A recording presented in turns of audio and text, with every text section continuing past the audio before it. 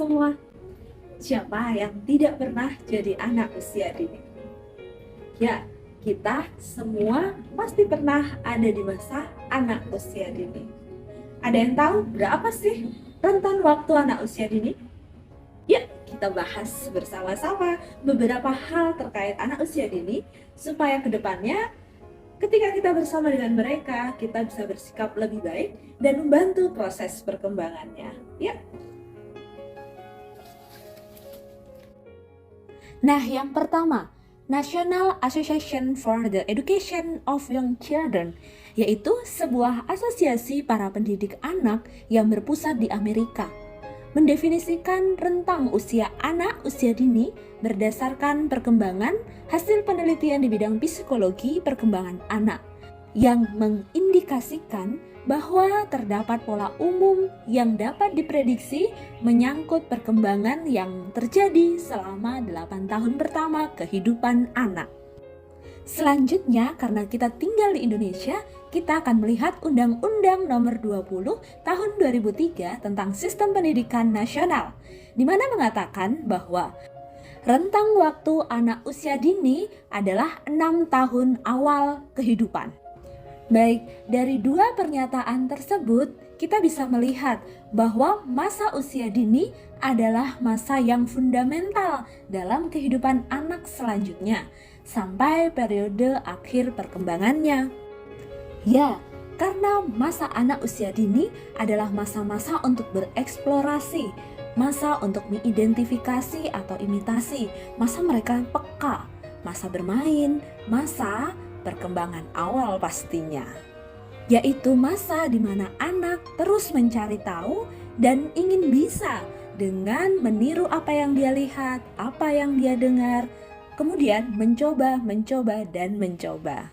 Oke, sahabat anak usia dini dimanapun berada, pada tahap perkembangan awal ada beberapa perkembangan yang perlu diperhatikan.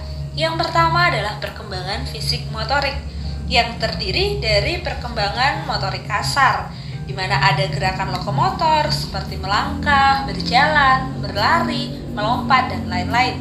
Ada juga gerakan non-lokomotor, seperti gerakan memutar tubuh, memeluk, membungkukkan tubuh, melatih keseimbangan, dan lain sebagainya.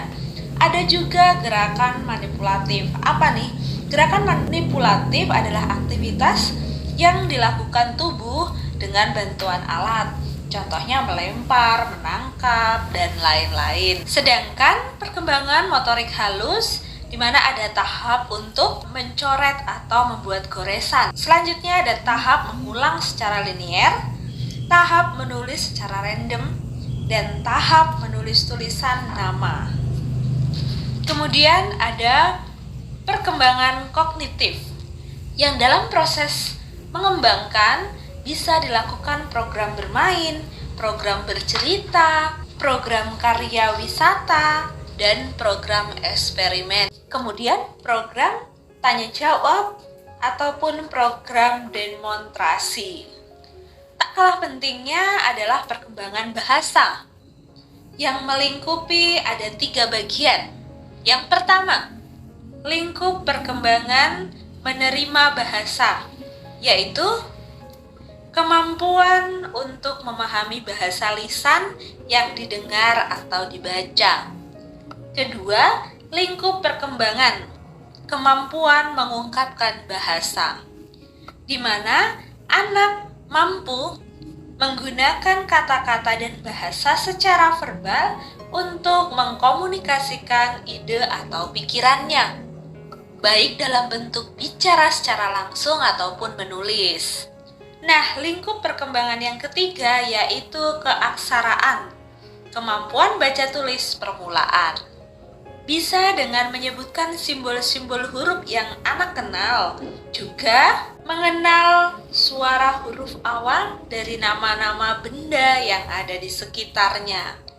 Kemudian memahami hubungan antara bunyi dan bentuk huruf, membaca nama sendiri misalnya, atau menuliskan nama sendiri. Untuk selanjutnya ada perkembangan sosial emosional.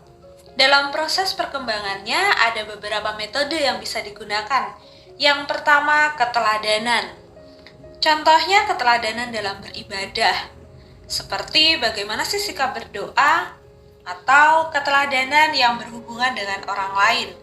Contohnya cara menyapa dengan sopan, atau cara berkomunikasi dengan baik.